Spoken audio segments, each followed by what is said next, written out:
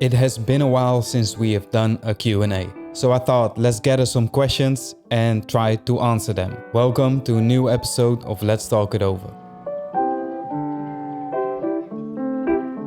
First one, do you shoot medium format?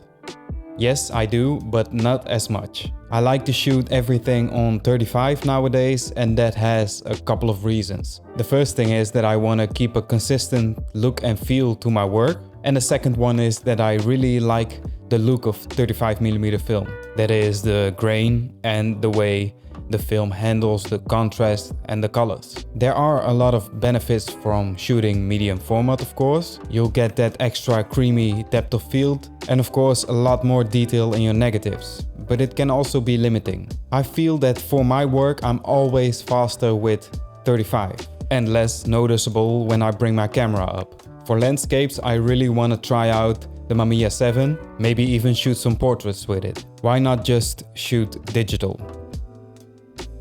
Because it just doesn't look and feel the same. But the main reason for me to shoot film is the workflow. Putting a roll of film in, being limited to that film and speed, and thinking about how to spend those 36 shots well. It really keeps me focused, and I try to get that shot in just one frame. Also, shooting and not seeing what you just shot removes that instant disappointment. Because when I'm shooting digital and looking back at the screen, I'm first of all out of the moment, but I'm also thinking, wait, that shot could be better.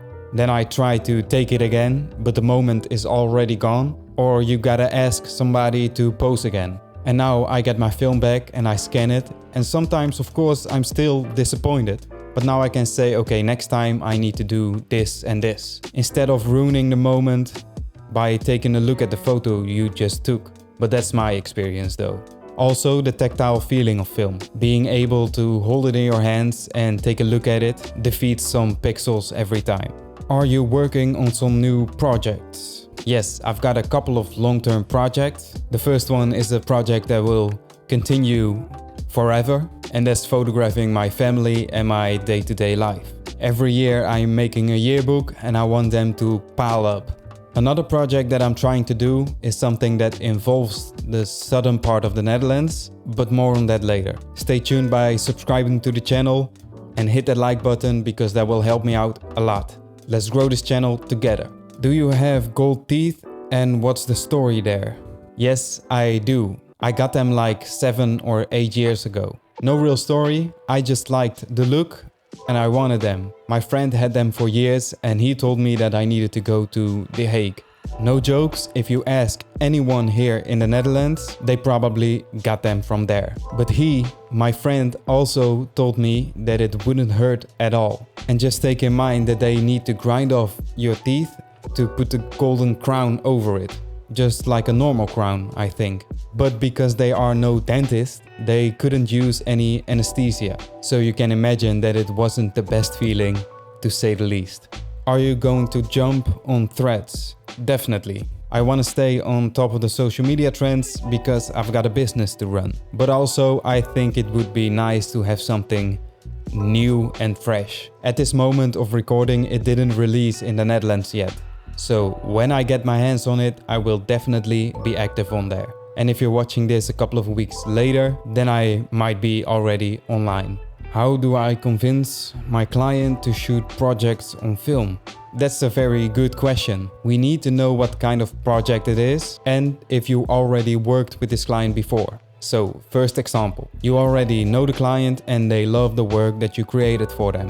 Then you can easily talk to them and convince them of the magic that's called film. Give them some example images and talk the workflow through. You can also propose them to shoot film and digital. I've done this before on a portrait shoot and the client decided to only use the film photos in the end.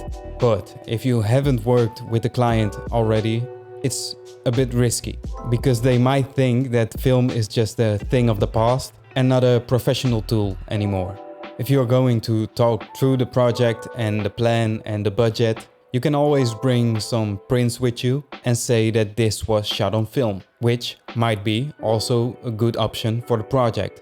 then they might be interested and ask for further information. I think when it's the first time shooting film for a client, it's always a good thing to shoot both digital and film. The client might be worried about the outcome or the risk that the film doesn't come out at all, even though I've seen more SD cards crash than people ruining their roll of film. But that's another topic. So shoot both. Then the client is assured and you might be able to shoot the next shoot totally on film. So let's say that I'm shooting a wedding on film, then I would make sure that there's a digital shooter too. Not because I'm not trusting my capabilities, but to make sure that the client, in this case the couple on their very special day, are not worried about if there are going to be any pictures at all. You can also be bold and tell them that you only shoot on film. If they contacted you because of your work and you only shoot film, then you have no reason at all to shoot digital. If they want you, then they want you and the workflow that comes with it. Can we use the Fujifilm Instax Mini Evo as a daily camera? You can use any camera as a daily camera. If you shoot a couple of packs of film each day, it will get expensive though. But other than that, there's no reason not to do it. If you love that camera and the instant film, go for it and don't let nobody tell you otherwise. Things that you would like to achieve. Of course, I want to make a book and create some stunning work, but that's something that almost all photographers like to achieve. Most of all, I would like to build a great community with this channel and inspire others to make photographs. Doing this YouTube thing and making a living from it is really a goal that I've set for myself. So that's what I want to achieve. Is there anything that you regret?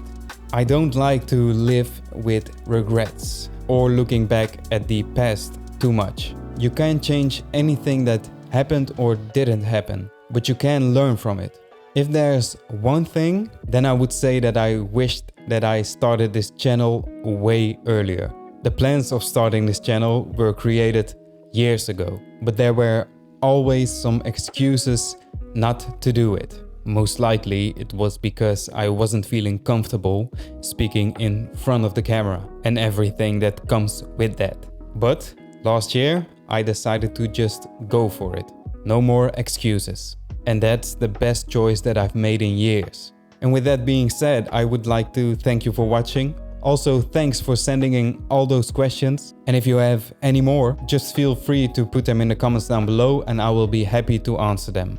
You can also hit me up on Instagram if you like, or Threads in the future.